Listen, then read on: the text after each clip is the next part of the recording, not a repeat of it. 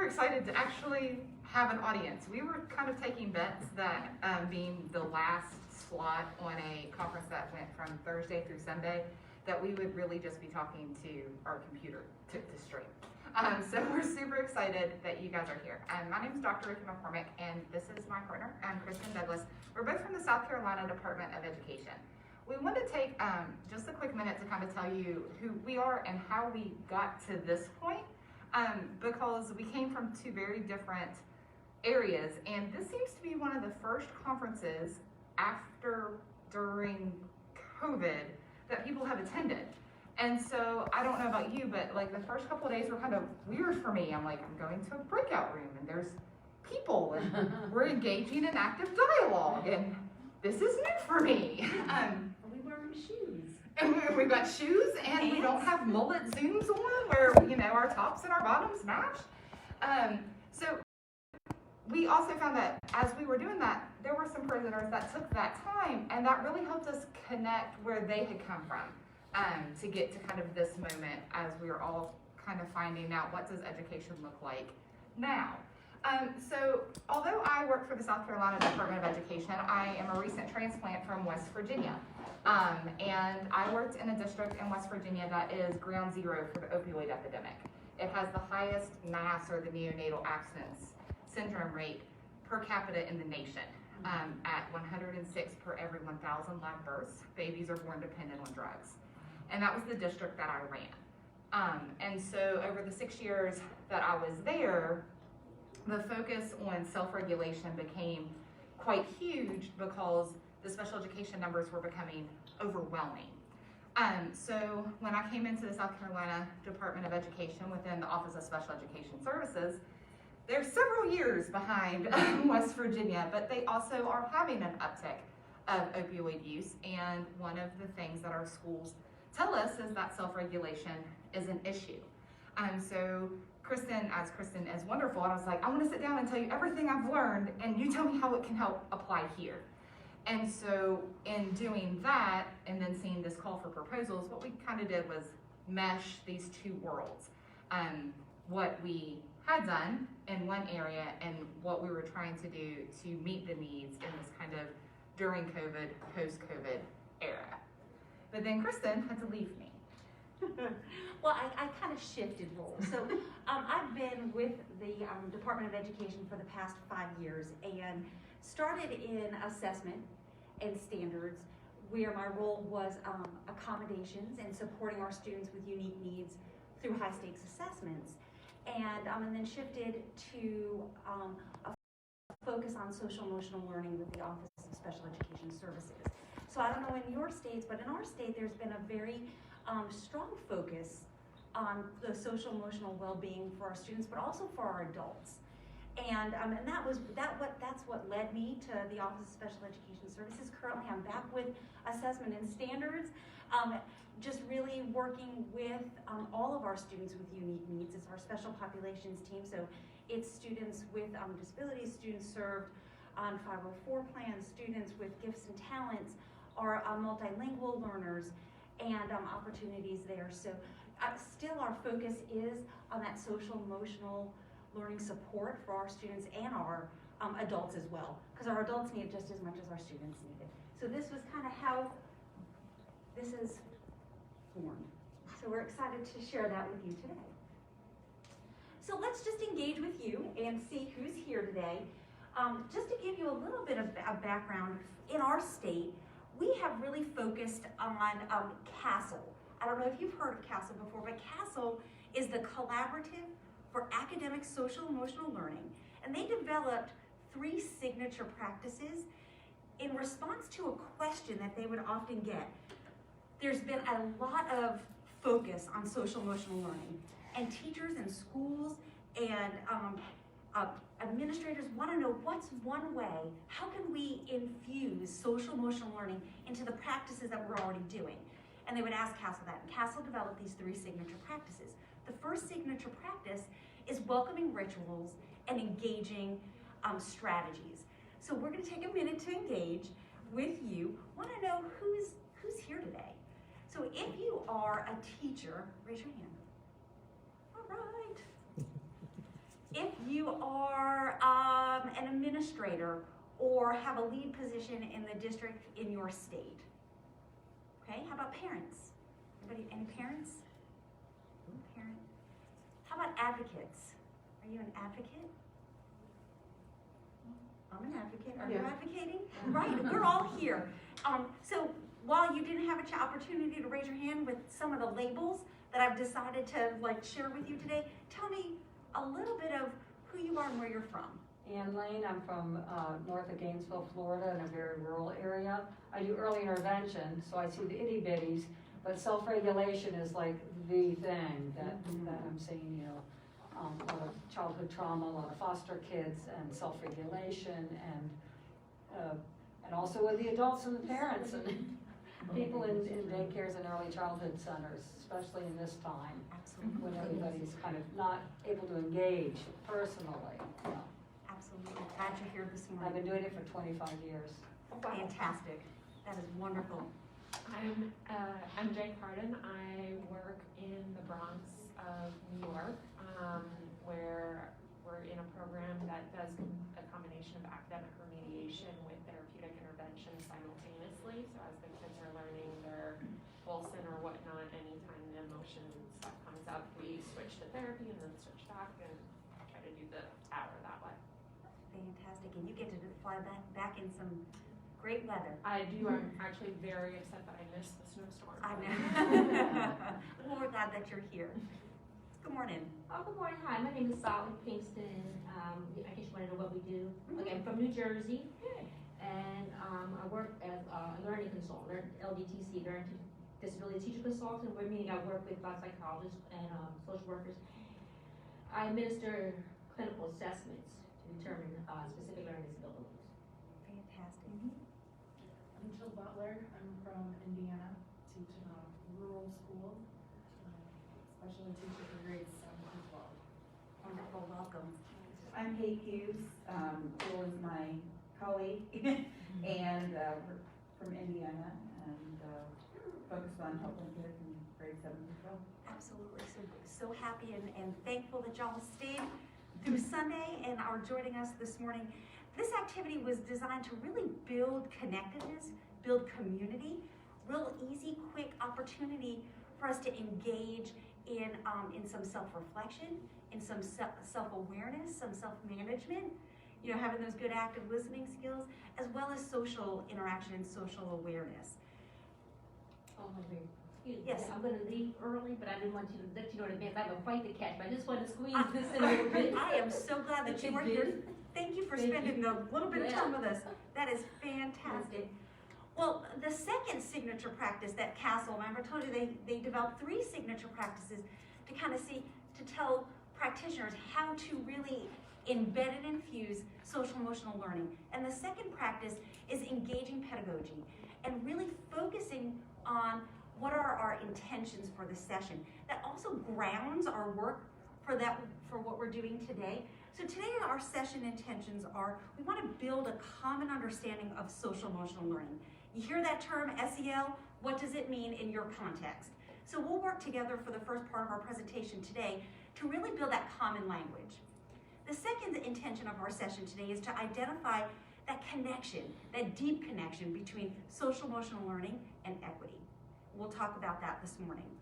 And then the third intention today is to experience how calming spaces, either virtual or brick and mortar, because we'll talk about both today, really support the social emotional needs of all students, and I want to throw in there adults as well, because adults need that social emotional support and that wellness and well-being attention as well. So get ready. This is not only information that we're going to share with you, so it's not just a sit and get. This is a lot of interaction. We're going to stop and ask for you to engage. We are using a poll everywhere. You'll see when we come up to the slide, it will have a code at the top. So if you have a cell phone or a device, you can engage in the poll everywhere. We're a small enough group that we can engage, you know, face-to-face, virtual, and we'll just talk it out. But if you want to engage in the poll everywhere, we'll have that opportunity as well. All right, so to frame our thinking, why don't you take a look at this picture? And I want you to tell me, what do you see?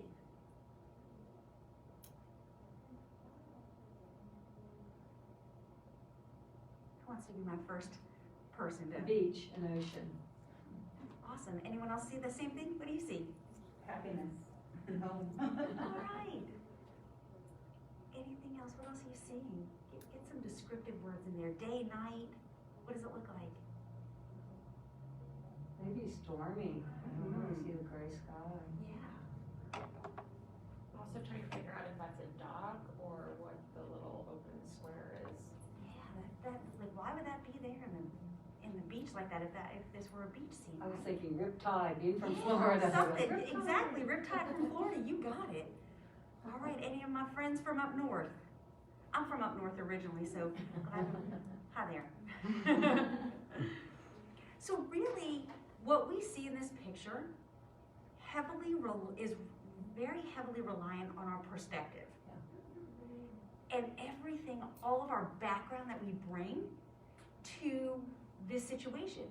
So really, I want to tell you, if you saw a beach, then you either have the mind of an artist or you need a vacation.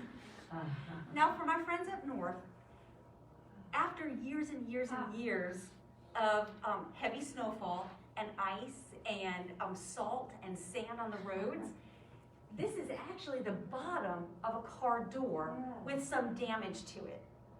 So now that you have that understanding, and I've given you kind of that background, can you see how perspective is so important to the work that we're doing? Now, all vehicles, they all look like this after a few years of all the snow and all of the ice and sand. So, but if you've never lived up north, like I'm also from Florida, I've spent many, many years, about 12 years in Florida, and if I had never experienced that, well then I would have thought with all my heart and soul that this was the beach, and I was not wrong. This is the beach because I've come to this experience with my perspective of being very close to the ocean. If I was up north and I had never seen the beach, my perspective would be totally different. So it doesn't mean that we're right or we're wrong. What that means is that we need to peel back that situation. We need to respect the perspectives that we bring to the table, that we bring to the situation, that we bring to our classroom, that we bring to the IEP table, that we bring to our parent conferences, and uncover some of the true details and take that time. So perspective can be defined as a particular attitude or a way of regarding something or a point of view. So think, how does perspective impact our interactions, your interactions in the context where you've come from? How is perspective important? That's that engagement piece, remember I warned you ahead of time, so we're gonna talk. Can you repeat the question again? How does perspective impact your interactions in the context that you've come from? Well, you can't assume, like you said, you can't assume their perspective is the same, and somehow get them to either vocalize or just try to understand if they're coming from a way that you seem maybe combative. It's because their perspective's different, or they don't really have any understanding of what you're doing or thinking or saying. You're absolutely right. Very good thinking about that. You know, and sometimes when we come to that table, we may not realize that their perspective is different than our perspective. So that's where those open-ended questions and really taking time to build relationships and uncover those perspectives, because it will change how you see things. So part of our objectives today, our first objective, was to build that common understanding, that common language around what social emotional learning is. So we're going to begin with how social emotional learning, or SEL, I'll use those interchangeably, is defined by CASEL. Remember, CASEL was that collaborative for academic social emotional learning. And they are a trusted source for knowledge about high quality evidence-based social emotional learning resources. So they recently updated their definition on SELs. And I wanted to share this definition with you and unpack the new additions, and we'll discuss the language and the improved focus, that this improved focus zeroes in on. So we have this shared understanding of what social emotional learning. So I really don't make it a habit of reading every slide to you, but I am gonna read these next 2 slides for just impact. And as I'm reading it, I want you to jot down, if you're taking notes in a notebook or on a note taker, I want you to jot down the words or the phrases that really resonate with you, that jump out and really just touch you, touch your head, touch your heart, touch your soul. So social emotional learning is an integral part of education and human development. SEL is the process through which all young people and adults acquire and apply the knowledge, skills, and attitudes to develop healthy identities, manage emotions, achieve personal and collective goals, feel and show empathy for others, establish and maintain supportive relationships, and make responsible and caring decisions. So I'll give you just a minute to kind of read that slide to yourself again. Jot down some words or phrases that are really impacting you right now, really resonating with you.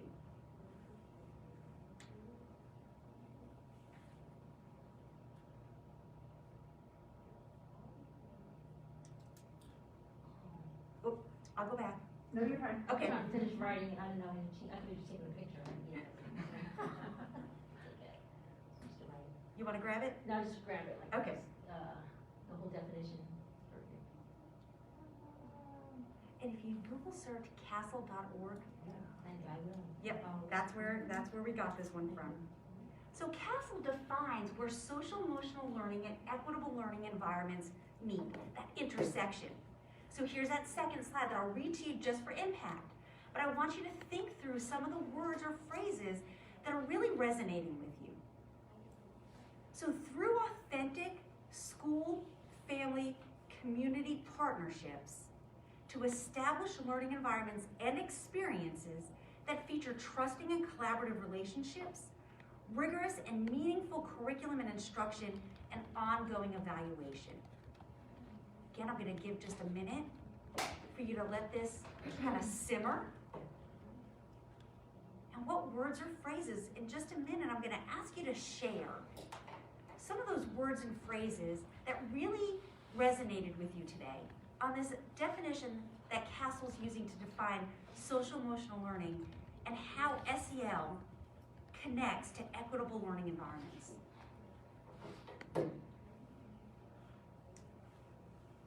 All right, and for those of you who want to engage in a little techie formative assessment, this tool is called Poll Everywhere.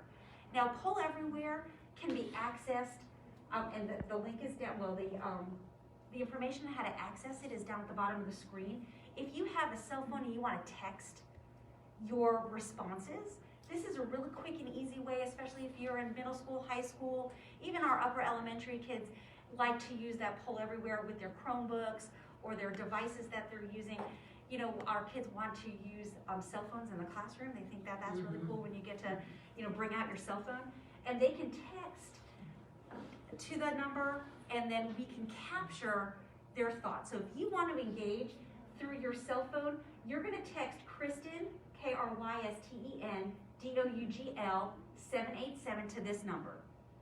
You're going to type into the to field 37607, and then text Krysten, DOUGL 787, and then you can pick a word or a phrase, whatever you want. You type it in there, and it will pop up and populate on the screen that I'll flip to in just a minute.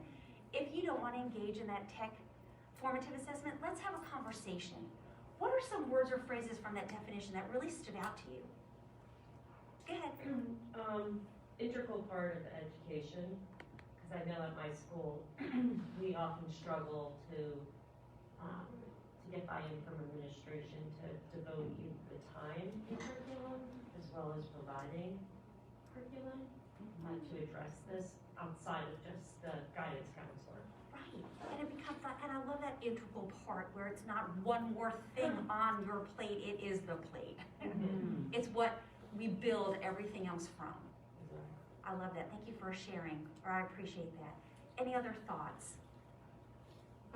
I thought like the combination of the partnership, collaborative, and then meaningful curriculum a lot of times, and our program is designed to include both the social emotional and the education, but there's so much pressure from, I work in a hospital clinic, so like productivity and showing progress, so they only care about the academic outcomes that come out of it. And then patients were like, wait a second, you're supposed to be letting me feel whatever I feel. And so being able to like partner together on, yes, like that is our goal, and also not doing math is also not fully an option, but like what can we do to make sure that we're addressing your needs while also helping you learn more.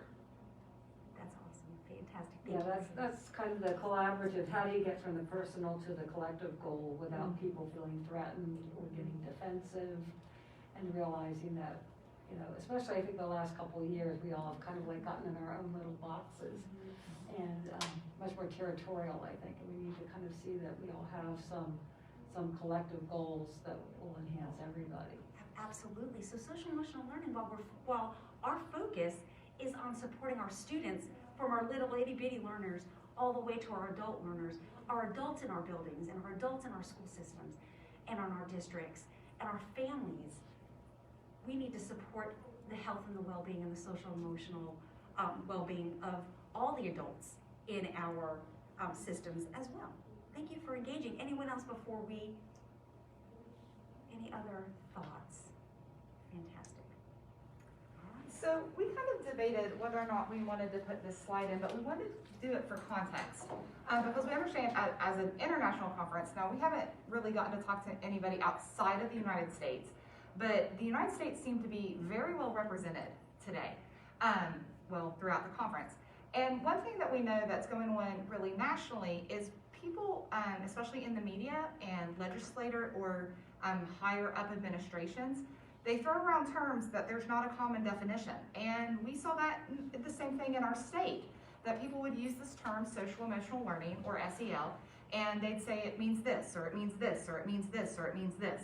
And it really became a very large barrier, especially for the work that we're trying to do, because like Krysten said, it's not something on the plate, it is the plate. And if we don't have a plate, then how are we going to hold everything that our children need to do?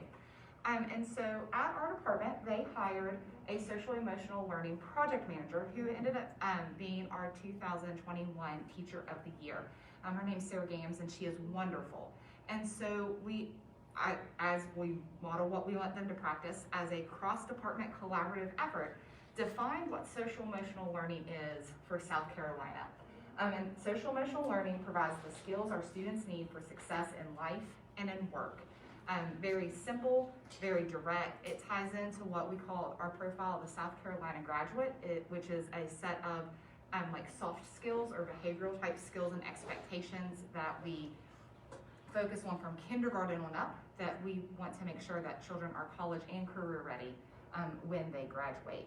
And so we decided we did want to keep this slide in here because we understand that there is also a barrier of understanding. And so sometimes that means then we all come to the table and we say what we mean and we mean what we say, and we make it quite direct. And this has gone a long way to help us in kind of getting that message out, not just to districts, but also to schools and to parents and to families and communities of the importance of SEL. So going back to CASEL has defined 5 really domains or 5 competencies of social emotional learning. And that is self-awareness, self-management, social awareness, relationship skills, and responsible decision-making. And you'll see this graphic throughout our slides, but you'll also see that throughout anything that CASEL is a part of, and it's the CASEL wheel. And so what it does is to really give you a graphic representation of how SEL really is that plate everywhere that you go. So it's at the center of social emotional learning. They have those 5 competencies, but that is within our classrooms, our schools, and our home and communities. That if we do SEL well, it infiltrates all elements of our society. And CASEL did update their competencies, and this is super small, we know, and so you can go to casel.org, it's the SEL framework. But what they did is they really updated it to make sure that there is equitable access and equitable, that the entire idea of SEL is equitable in its complete and utter essence. One thing that COVID has done is really put a spotlight on inequitable practices, not only within society, but within education. And Castle said that, saying that we're going to focus on social emotional growth individually is not enough. We must also focus on how that influences our relationships within our schools and within our communities, and so that we have a common ground or a common vision. And so they put out their updated competencies. It's still those 5 domains of self-awareness, self-management, social wellness, relationship skills, and responsible decision-making. But it's now done through this lens of equity.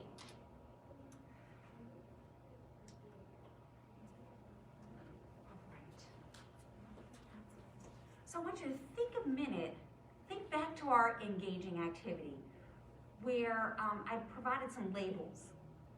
Some of us fit in those labels, and some of us, didn't find a label that really fit. So I want you to think, we're gonna watch a quick video called The Labels You Carry, and think about the labels that we carry, think about the labels we give to others to carry, think about the labels our students carry, and then I want to have a reflective conversation after this video. So maybe your label right now is, I'm a mom, I'm a grandmother, I'm a son, I'm a daughter, I'm a teacher, I'm tired, I'm happy, I'm punctual, I'm messy. Think about those labels we carry and the labels that we give to others really have this profound effect on the social emotional well-being, our self-awareness, our self-management, our relationship skills, those responsible decisions that we want to make. So we're gonna watch a short video about the labels we carry and the labels we give. Just jot down some of your takeaways as the video is going on. It's very short, and just jot it down on your note taker so we can have a conversation. I'm gonna have to go back to that.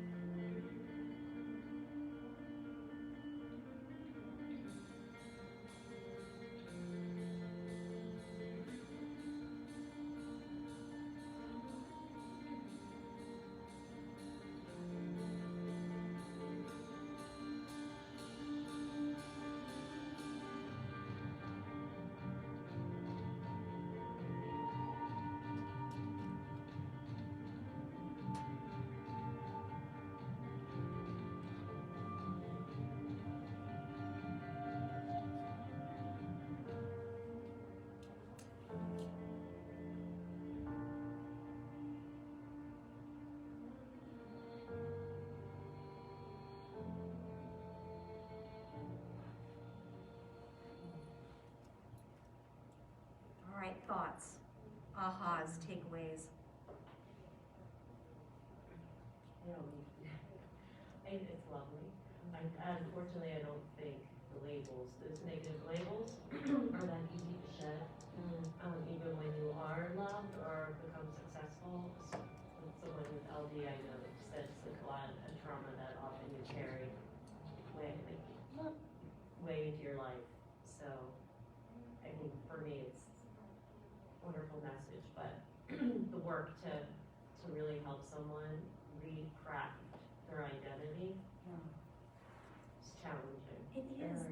Did you see how reluctant he was when he was handed? Yes. But how easily he took those other labels. Yeah. And it was just easy, very quickly. It was a pattern that he fell into. And now I'm just putting my own perspective onto that. But every time I've watched this, I've noticed that was what stood out to me today, was just how easily we take those labels. And then the one that doesn't fit the pattern, he was very reluctant to really accept that. Some other thoughts, what you're thinking? The labels were all things about him alone, and the loved was a transactional label, like that. which made a real difference. It was, even though he may have those other labels, this is like maybe a bridge, a lifeline to another realm or person. Did you notice, like when he had some of those negative labels, was he engaging with others to pass those out? Very, very self-protective. That's just how I saw him, very protective and not willing to share. That kind of changed a little bit. Other thoughts? Can you make connections with the students or the teachers that you work with or the families that you work with those labels, the labels they give themselves, the labels we give ourselves, and how important it is to really think about how our words matter. And our words have power. And how easily, especially now with all the social media and you're behind your keyboard, but your words last. And our students' words matter. And the labels that we give them matter. And so just to give you that profound, just aha moment about the labels that we carry.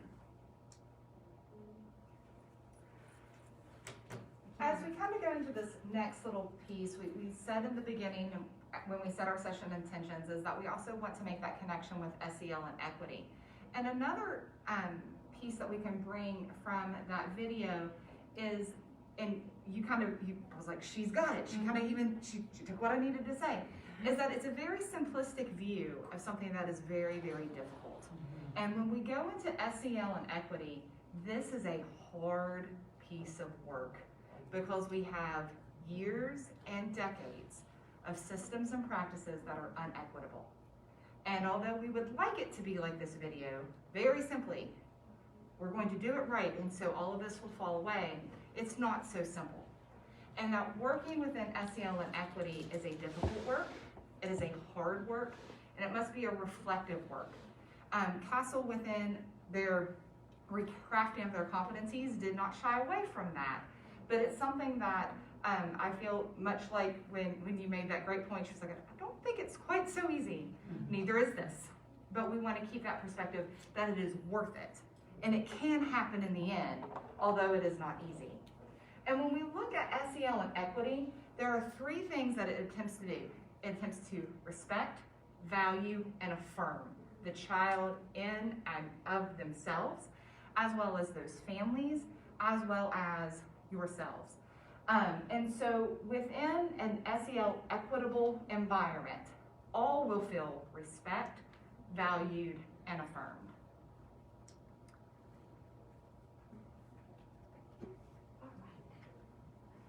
So we want all of our students to feel respected, valued, and affirmed.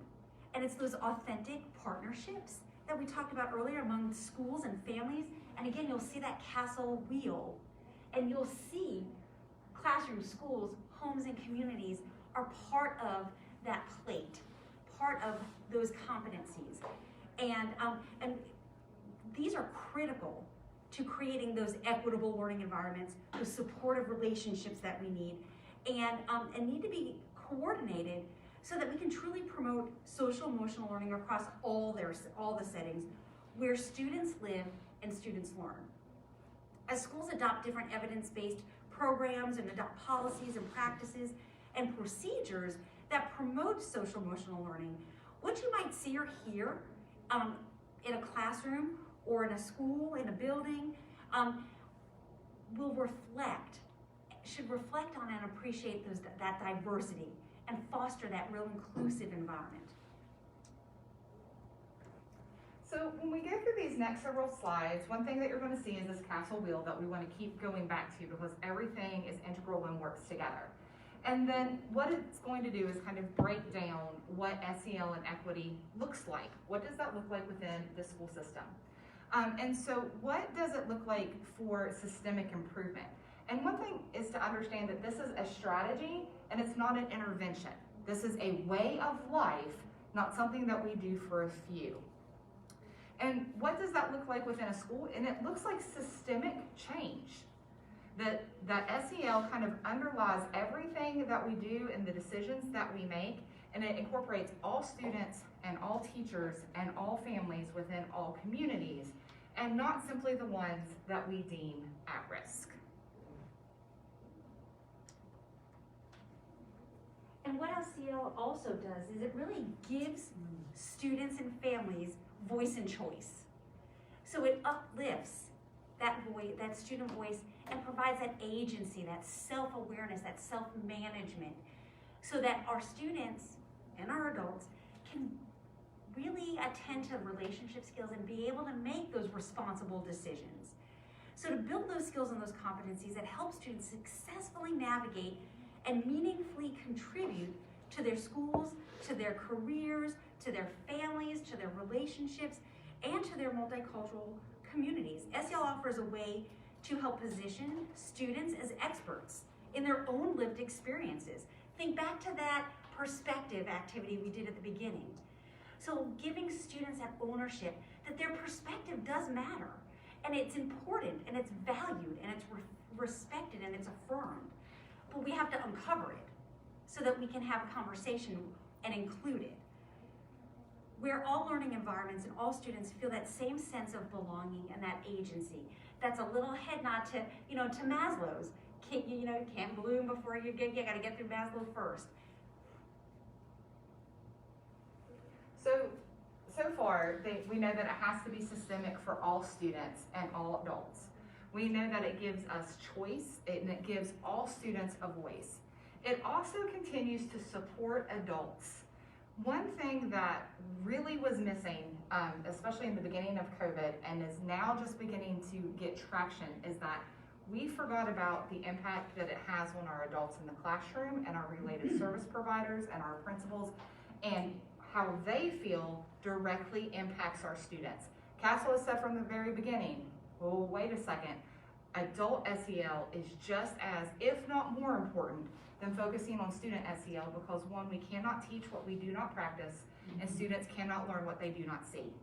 And so SEL has to support adults to strengthen their practices to promote equity. This also then promotes reflection, understanding your own inherent biases and how that impacts your behavior. For a long time, if you said the word bias, it felt like it was a bad word. And it was because we didn't have the knowledge or the understanding that, guess what? Bias is something that you have. You have it, it's shaped by your experiences. They're neither good nor bad. They are just yours. And a cognitive process that we all have is that if there is a blank, your brain will fill it. So if you haven't had an experience to have that point of reference, your brain will fill it in, either by somebody else's experience, a TV show that you've seen, a book that you've read, news that you've seen. But biases just are. It's how they impact or influence our practices that we must be reflective of, especially within the classroom. Oftentimes we do practices because we've just always done them, but without looking through them within that lens of reflection and questioning whether or not it promotes equity, we can be promoting the behaviors that come from biases, and that's where we must really be reflective. So we know that our systems have to be with all students. We know that our systems must give students choices and voices. We also then understand that our personal SEL is of the utmost importance, and we must be reflective to see whether or not our practices are promoting equity or discouraging equity. All right, so again, we want to discuss ways to really build those authentic partnerships with families, with caregivers. It's crucial to really embedding and infusing SEL across all the contexts. So think of some ways that families are generally integral into your school, your organization, or your workplace. Take a minute and just jot that down on your paper. How are families generally integrated into your context?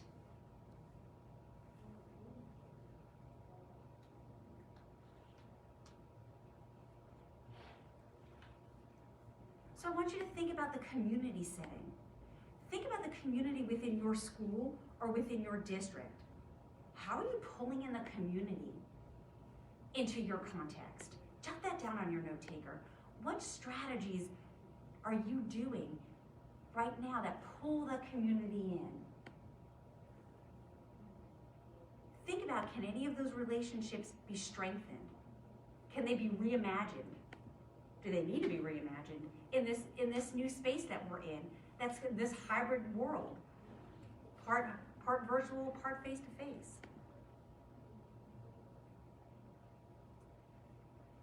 So we took the first part of our presentation to really set that understanding and build that common language on what SEL is and how it supports those equitable learning environments.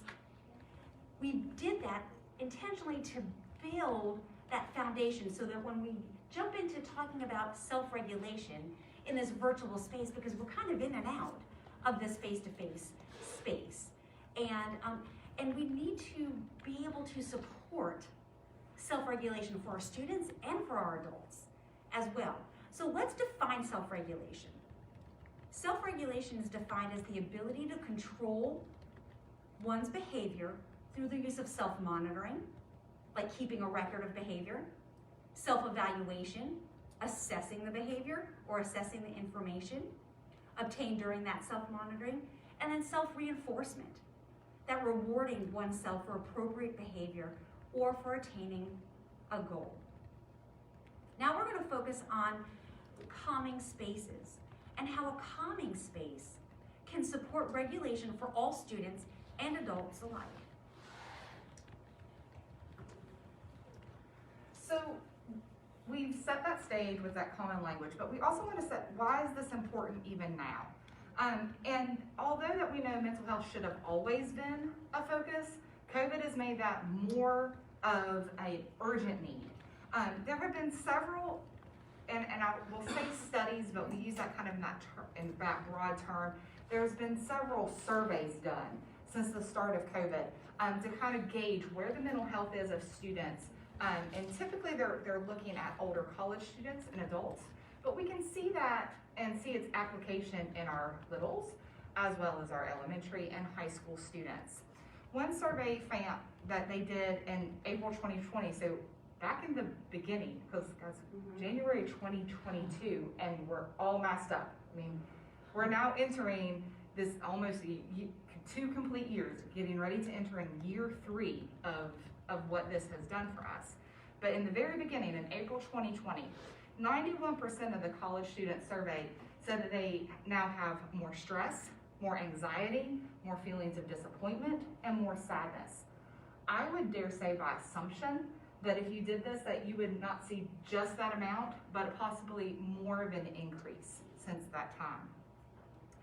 And another survey that they did in July of 2020, so still in the very beginning, 35% of undergraduate students and 32% of graduate students reported themselves as being depressed. 39% of them said that they had anxiety of just life in general. And then in another study, slightly, at the end of 2020, they found 71% said they had increased stress during this time. There's been some other studies that have not yet been published because they're doing kind of longitudinal type studies, they're doing comparative studies, and it's going through a peer review process, that it hasn't been so much that the increase of diagnosable mental illness has gone up, but the awareness has, as well as self-reporting symptoms has gone up. But either way, we're finally having the conversations we really needed to be having prior to COVID.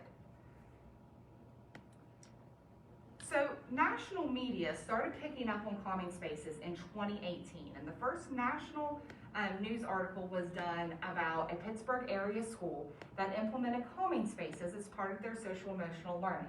And if you scan this QR code, it's going to take you to that first article. And it was called "Is Mindful Mediation the New Normal in Some Pittsburgh Area Schools?" And it was a Newsweek article that really talked about this school system that said, hey, we are understanding that our children don't know how to kind of bring themselves back down to calm. And so we're going to offer them a space where they can go in and do that. And that's, from that perspective, that's great, because it wasn't seen as a punishment. It wasn't used as a timeout.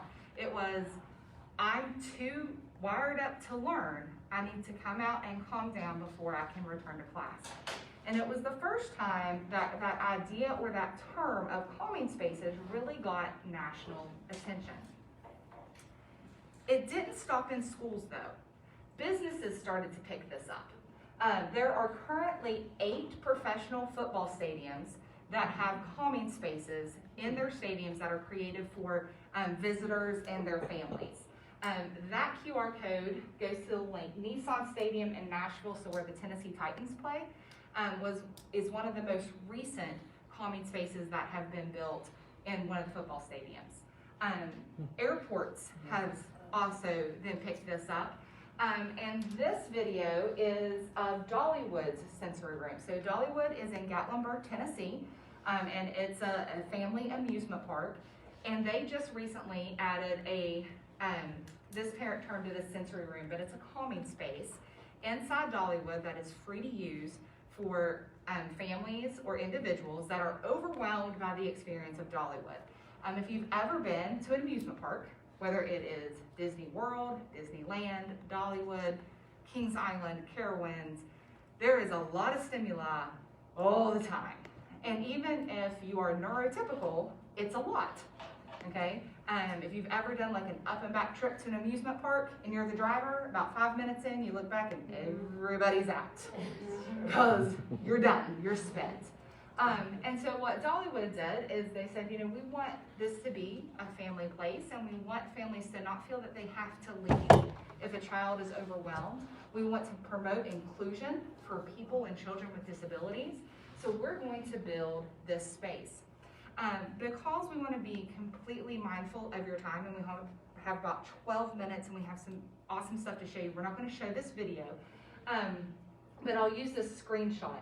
This mom has a child with autism and another child that has ADHD, and she was using this space, and it was the first time she had really experienced having a space to take her children instead of just having to leave with them. So she got out her phone and started filming and uploaded it to YouTube. And the reason that we chose it is because it also then had that pull from that mom going, look what they had. They want us to be here, because then they also offered this spot. And some of the things that they had in there is they had different lighting that they could choose. They used a teepee for children can go in and be quiet, different types of bean bags and cozy spaces. And then they had a shelf that had different manipulatives, like they had blocks, they had books, they had crayons, they had chalk.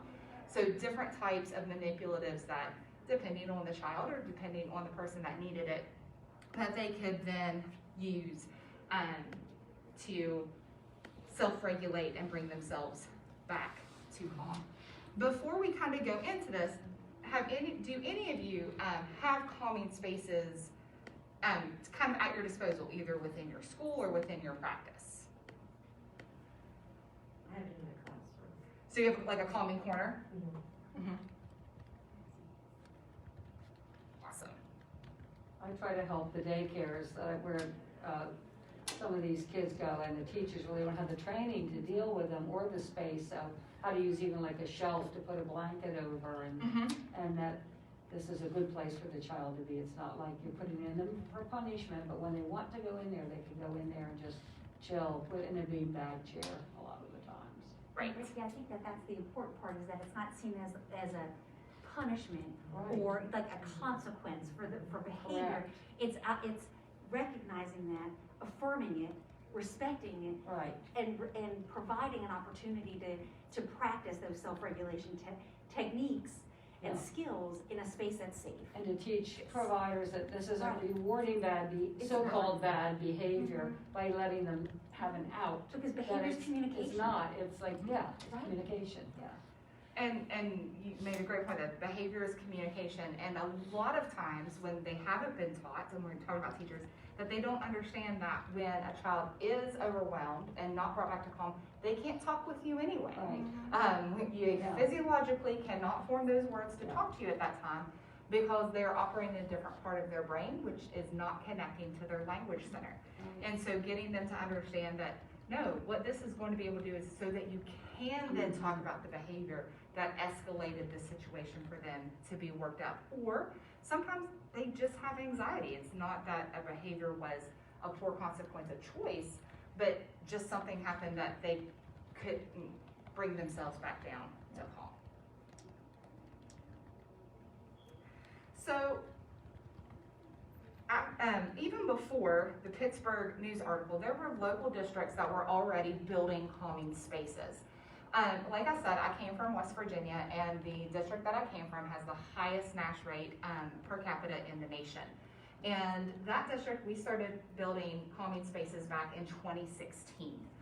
So 2 years before the national media started to pick it up, and it was directly related to children being able to bring themselves back to calm, which was directly related to the situation of the opioid epidemic, a large transient foster population, and children with high ACE scores that had not yet been recognized yet.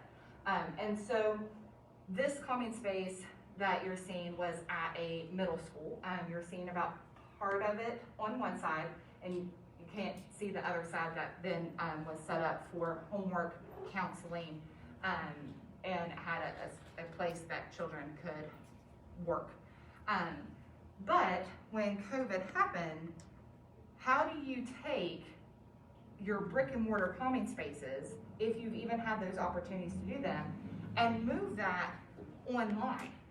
So not only did we have to figure out how to teach online, how do we provide all of those student support services online, virtually, or safely by distance? How are we going to promote social emotional learning and self-regulation online? Because none of us are geared to sit in front of a computer for 6.5 hours. We're just not made to do that.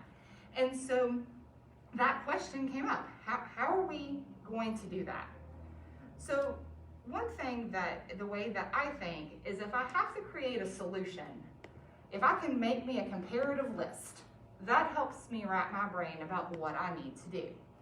So one thing that we want to point out, this QR code will take you to a website that kind of walks through how to build a brick and mortar calming space, the things that you need to take into account, as well as a training video that is embedded in that website. So that's what that QR code is for. So when we think about calming spaces within brick and mortar, you have to have a designated space.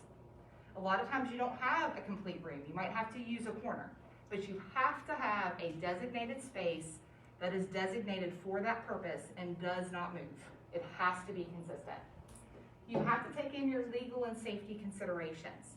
So for example, some states outlaw the use of seclusion. Some states allow the use of seclusion. And by definition, federally, seclusion means that a child is in a closed area that they cannot get out for punishment, and typically an adult is not present with them. So you have to make sure that definitely you're not using this for punishment, but you have to also make sure that it's fitting your legal definitions. So if you have laws within your state that say that you cannot have 1-to-1 with a child in an enclosed area, that it must be 2-to-1, you must take that into account.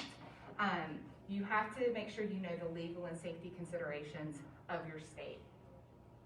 You want to know about walls as well as flooring. Think about a child that is completely unable to self-regulate and they're in a full-blown moment. They're not typically very careful with how they throw themselves on the floor, correct? You want to make sure that they will be safe. And so when you also look at walls and flooring, typically fluorescent lighting, our laminate flooring and our concrete walls aren't very conducive for calming. So what can we do about that? Are we going to paint? Are we going to overlay flooring like with the padded gym flooring that locks together? Are we going to get the light covers from School Specialty that take away the harshness of the light? You want to think through those things. Do you want to have a theme to your room?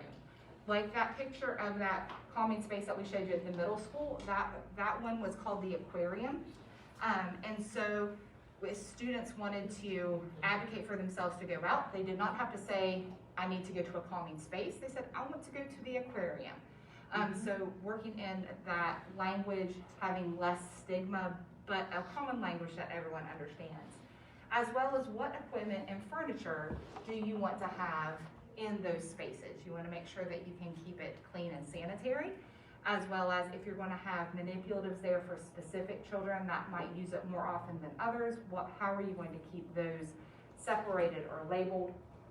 And you want to think through those things. Again, that QR code will take you to a website that specifically focuses on those brick and mortar calming spaces. So when you move that online, what's similar and what's different? Some things are very similar. Like you need to have a designated space for brick and mortar. You want to choose a platform for online. There's tons of free options. And if you have, if your school system or your organization is like a Microsoft 365 organization, you can use Sway. You can set up a Google Classroom. You can also use free online places like Padlet. So there are a lot of options, but you want to choose a platform. You want to make sure your platform is accessible. So remember, this is online, and so you got to think about how children have to access online content or adults access online content. You need to make sure that it is compliant and accessible. There's also legal and safety considerations for online calming spaces as well. You want to make sure that people can't kind of hack in and talk to students as they're using it. You want to make sure that there are disclaimers on there that this is not a substitute for therapy, this is not a substitute for emergency situations, and you want to make sure that you have that language there and those legal and safety considerations, and you have to decide your content. So depending on who you're creating this for and its purpose, what type of content are you going to put on this calming space? Because what are your goals for these calming spaces? So, and I'll turn this over to Krysten. This QR code is going to take you to the calming space that we created kind of with this presentation in mind, but that we have for our Department of Education office. So it's geared more towards adults, and if you want to see it in its entirety, you can scan that QR code. Absolutely. And in the interest of time, because we're right at 9:30, are y'all willing to maybe spend like 5 more minutes together real quickly, because I think we can sum this all up in about 5 minutes. So you have that QR code. I'm going to quickly just take you out of here and just show you. This is a calming space using Sway, which is, like Rikki was saying, that it is a Microsoft product. Again, with a disclaimer and an opportunity to reach out for some intervention or some other help. We have lots of different guided meditations. There's lots of things that you could put on here, journaling, just some inspirational videos. There's also opportunities to go to animal cameras. I love an animal cam. And so this was just our space that we wanted to use for adults. Now, your district or your school may have other spaces that are already formed. Like in South Carolina, we have several districts who have online calming spaces accessible to parents, students, families, teachers during the school day and outside of the school day. So this calming space right here, Rikki's going to take you through that, but that is a QR code to grab a Padlet of resources. Do you want me to? If you want, I'll talk and you can do Yeah. that. So knowing that we've kind of set this stage, hopefully you're super excited about possibly making a calming space. And we didn't want to be like, then go have fun. So what we did and what that QR code takes you to is this Padlet that breaks down every single category that you could use to create your own calming space. So we do in the beginning have legal disclaimers and hotlines and text lines. You want to make sure that it fits the legal considerations of your organization, school, or district, but then you have those resources there. You can just bring them over. And then based on your age level, your audience, there are several different categories that you can pull to create. Now, we always say think of like 5 or less. You do not want to crowd your calming space to be overwhelming. What you want it to be is calming. And so you want some things in there that can immediately engage them, kind of like animal cams. You can embed that link. I personally really like the polar bears, and you can watch them on animal cams. And then you also want some things that then they can do and interact with. And so those are all separated into several different categories. And you're able to go through and look and pull the links that you want, and then based on the platform that you can, then create your own virtual calming space. We do have some recommendations at the end, just some reminders, like less is more. You know, we want to think about 5 or less. We also talk about considering how you might want to track the usage of this and to get feedback so that you can make sure that you are providing the calming space that is most useful for your audience, as well as then we have a list of other calming spaces that have been created by other districts and other people. So that QR code is going to take you to that Padlet that then you will always have those resources being able then to build your own calming space. All right, so just to bring us to clarity and closure, we've talked today about building that common language around social emotional learning and how SEL promotes equity. And we've talked about self-regulation and how important it is, and given you tools to really be able to start to build your own online virtual calming space. So I want you to think about taking your perspective into this strengths-based approach, and think about a word, a skill, or a competency that captures the strength that educators, students, families have had to really demonstrate over this past year. What's the first word that comes to your mind? Shout it out for me. Flexibility. Bingo. Trust. Yes. Resilience. Resilience. Any other thoughts? These are the words that we need to take with us as we're leaving today, as we're traveling back to where we've started from. Again, we want to thank you so very much for joining us on a very early Sunday morning, and we wish you safe travels as you are heading back. Again, we thank you very much. If you have questions or thoughts, and I guess the image It should went say over, special. it should say at the Special top. Education Services, SEL. So yeah, that is just, the image just jumped over the S over there. So that is a contact email. If you have any questions, I'm going to leave you with this quote as you travel back today, because I know better, I'll do better. And so I think that really sums up all the great learning we've done at this conference for the last several days. And I know I'm going back to South Carolina with lots of rich knowledge that I cannot wait to share. And I hope you were able to take something back with you today from our presentation to impact your world and your context on Monday. So thank you. And I appreciate you hanging with us for a few minutes over. You're awesome. Thank you so much. Have a great rest of your Sunday. Thank you. Okay.